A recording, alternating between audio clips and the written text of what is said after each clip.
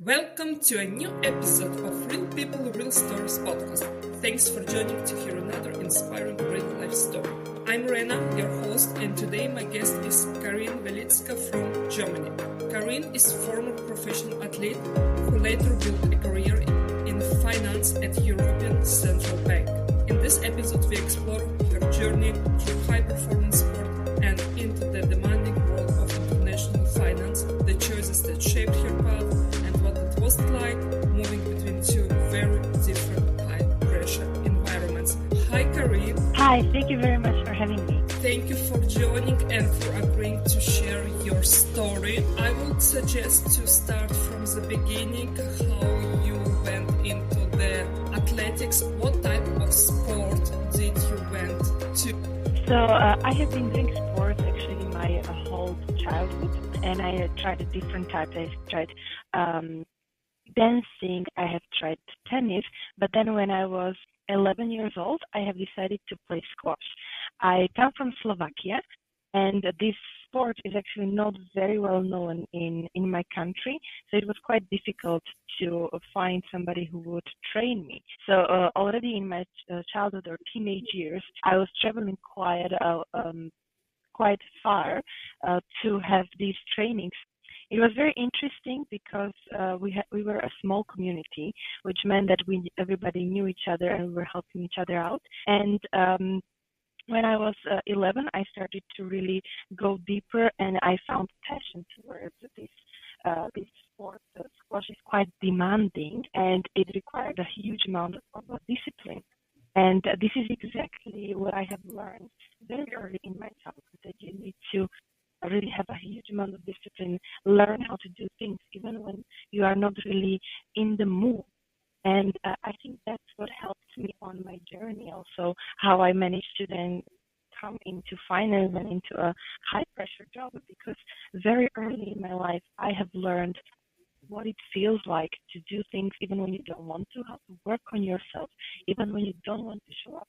You do, because you do it for yourself, for your sports, for your team. And that's what stayed with me, this level of dedication and determination that I used in a high pressure and highly stressful job.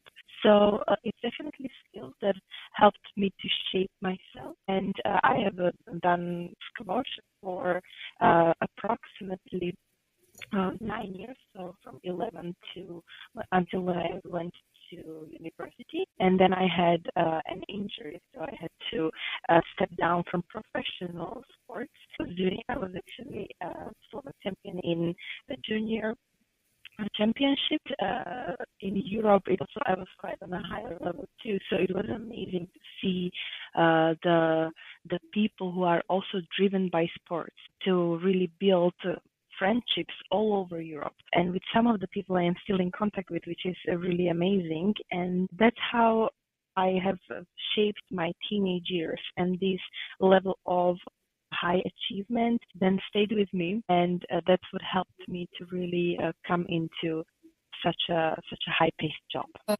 Thank you for sharing this part of your life. I wanted to ask, you mentioned that squash was not so popular. Where you came across it, where did you saw people doing it that you decided, okay, I want to try this? That's actually quite a funny story, because I was playing tennis, but I started playing tennis when I was about 10 years old. And before, as I mentioned, I have tried many different sports, but then I really wanted to stick to this one. But one of my coaches said that I'm already too old to start playing tennis professionally. So that of course, she can train me, but she would not take me to tournaments. And I was a little bit heartbroken about this, because I didn't understand the concept, and I just wanted to play because I had really huge passion for sports. And that's when we searched for something quite similar. And my sister was already playing squash, and my parents were very, very supportive. So that's how I ended up doing squash. And then it stayed with me for 9 years, and actually it's very funny, because in the end I was going to tournaments that were international. I was going to tournaments in Sweden, in Germany, and really all around Europe, because the community is spread actually around the globe. So that's how I ended up there, basically from being rejected by tennis coach, and then I ended up in squash. She considered you old to go into professional sport. I'm not tennis player. I'm not into the sports. For a person who is not into sports, to hear that a 10-year-old girl is too old to do professional tennis, that's an irony actually. And I'm also do tournaments and travel and participate in different games. Do you know, because you did it for 9 years, do you know why is this difference? The reason why, of course, I can really state, I can only say my own opinion, and it is because the squash community is not very huge, and also I had a huge support of my parents, whether it's also financial support and emotional support. So I would say that it very much depended on my parents supporting me. So of course I could travel around Europe because I had this support, and basically I poured myself that they could see the huge passion that I had towards sports, towards squash precisely. So that's what helped me to actually play on such a high level. But I would say probably because tennis has huge level of competition, and it probably takes quite an effort to get in, while squash it was more intimate and cozy group of people. And we, as I mentioned, we all knew each other, we all supported each other, but it very much depended on the financial support of my parents. I can understand that. Of course. Quick questions. Squash is not Olympic sport as far as I understand. So this is actually quite interesting because squash tries to be Olympic sport for quite some time, and we finally have squash as Olympics in 2028. So actually it became an Olympic sport, but yes, so far it has not been it has not been one of the Olympic sports. We have been trying or people from squash community have been trying for some time, and finally in 2028 it's gonna be included, which is really amazing in my opinion because it's such a lovely sport. It is a combination of everything. You need to be very strategic on the court. You have to be very, very fast, but also you have to have a lot of stamina. So it combines everything. It's very, very demanding sports. I have a huge passion, as maybe you can see, because you really get to explore all parts of yourself in the court. It's really physically demanding and also mentally demanding to have the correct strategy. Also have to see everybody plays differently. Every squash player, sometimes people play with right hand, sometimes with left hand. So you have to really pay attention to the strategy, and also you have to remember to play your game, not to play theirs. So really it's a lovely sport, and I'm very happy that it's going to be in the Olympic sports as well in 2028. Yes, so for the next Olympic Games, you can watch then the first participants to play it. And one question, you told you did squash until you were 20. What made you to stop it? I mean, in professional way, why you didn't continue to pursue this? A few years back, it was not Olympic sport, but I'm sure there were other levels of participation that you can pursue. So what made you to stop? So there are two reasons. One of them is actually many people stop playing squash in this age around 18 to 20 because you start shaping yourself as a person. You start to see that if you want to do it high paced, I had to sacrifice my social life, which I was very passionate about the sport, so I didn't mind. But at the same time, the more you grow older, the more you are prioritizing. And also many people then choose to go to university. And that is actually my second reason, because I have decided that education is very important to me and my family. And I also saw myself in squash, but I didn't see myself doing it as the only thing in my life. So that's why I decided to go to university to Czech Republic, to Prague. And with that came also responsibilities. I started working, I started studying, so then juggling studies, work, and social life, then it became quite difficult. And on top of all of this, I had an injury which lasted half a year because as squash is quite demanding, it can really take a toll on the body. And that's why I had to take a pause from squash. And then once I came back, it was around when I was 18. I already had a certain restriction with movement. So this would be the reasons for me stepping down from doing it professionally, because also I was to go to tournaments. I didn't have any individual studies in my high school, so I had to do everything while studying high school on a full-time basis. So very often I was traveling after school to the capital city. It takes 1 hour just to get there, 1 hour back. You have to do your homework and everything. So to really have the time management, it was already difficult during teenage years. And then once I went to university, I had to choose priorities, and unfortunately, squash became on the second lane. That happens with life, but you did enjoy many years playing. And about the universities, when you understood that you don't want to pursue squash in professional way due to the reasons you mentioned, how then you choose your what you wanted to study? So I was already studying business school during my high school time, and then I knew I wanted to study finance, and actually I even got a scholarship in the US, so I was from squash.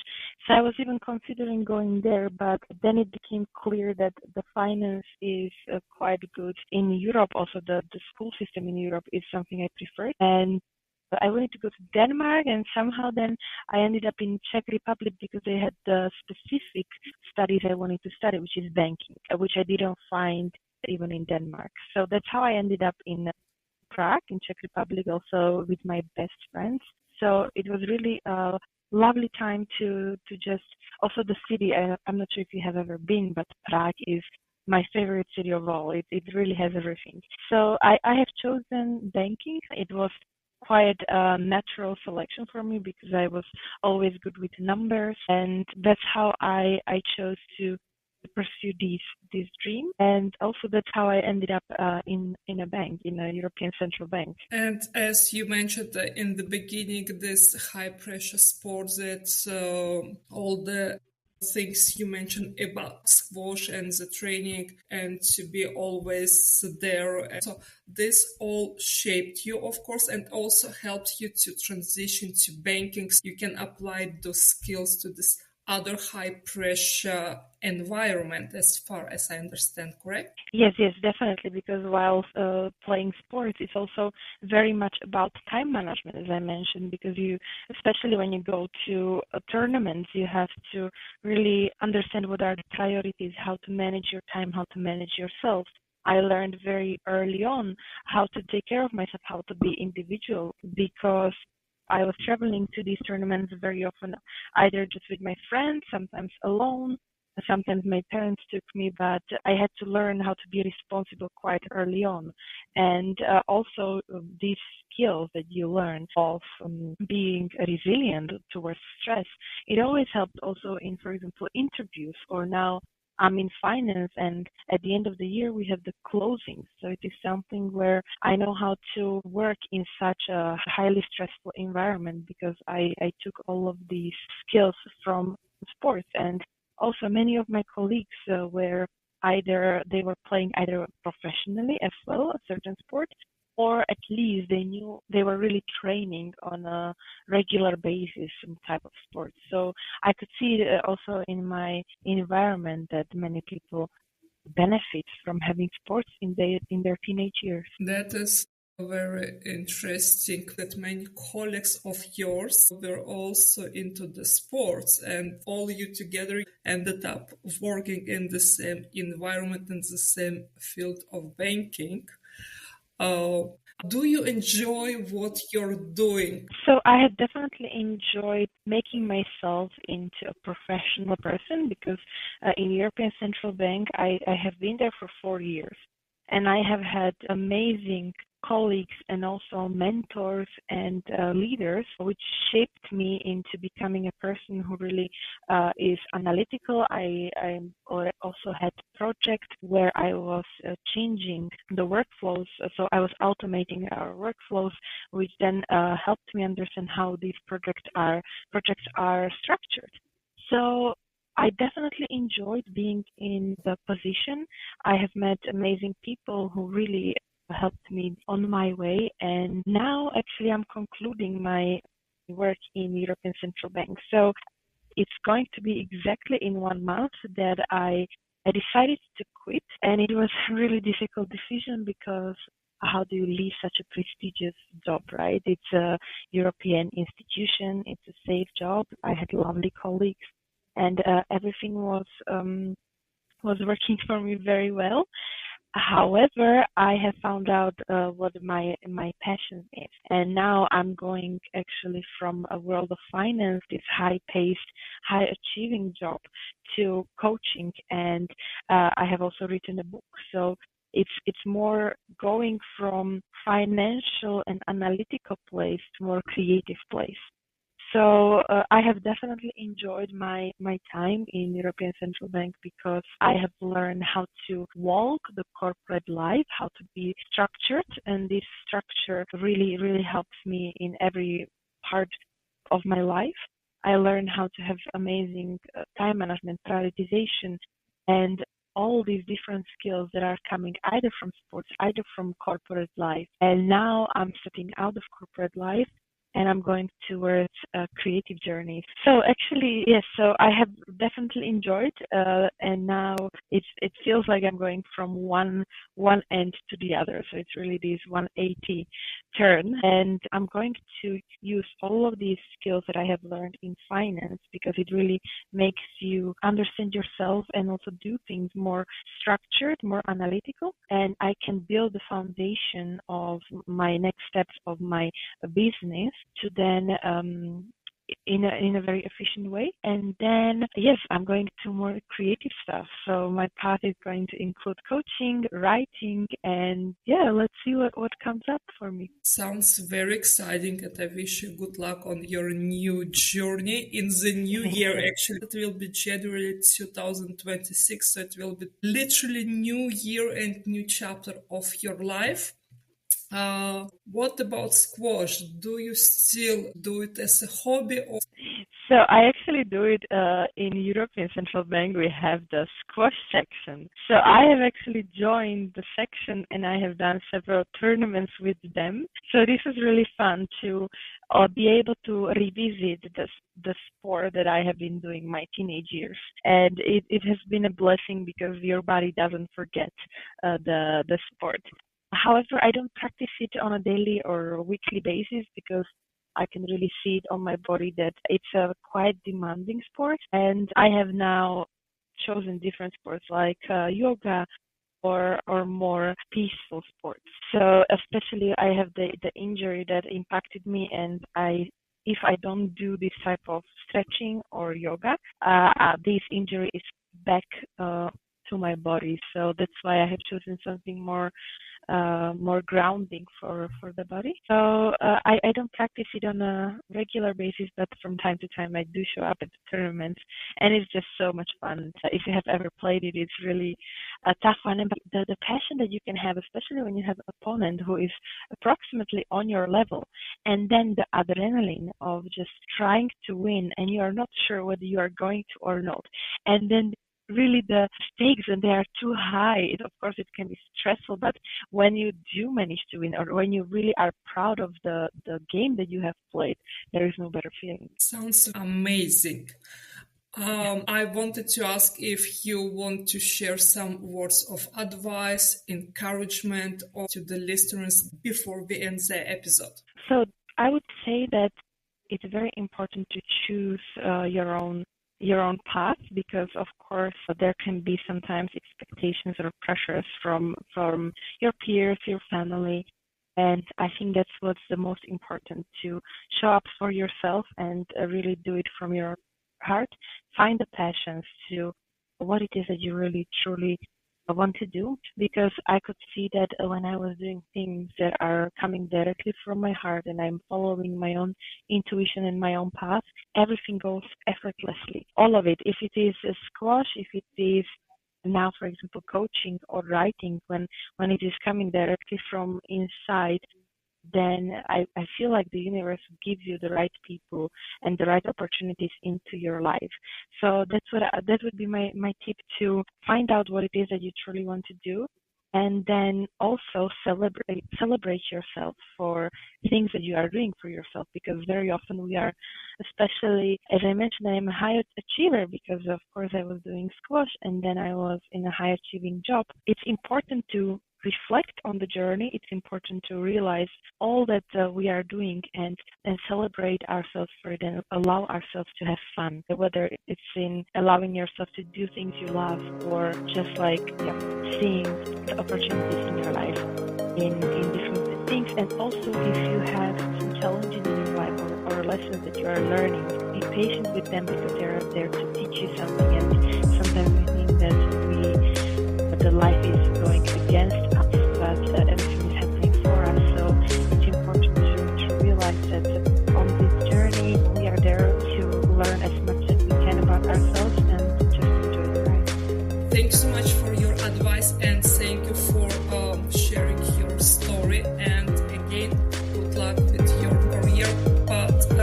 And for everyone else, thanks for listening to Real People, Real Stories podcast. Join us next time for another inspiring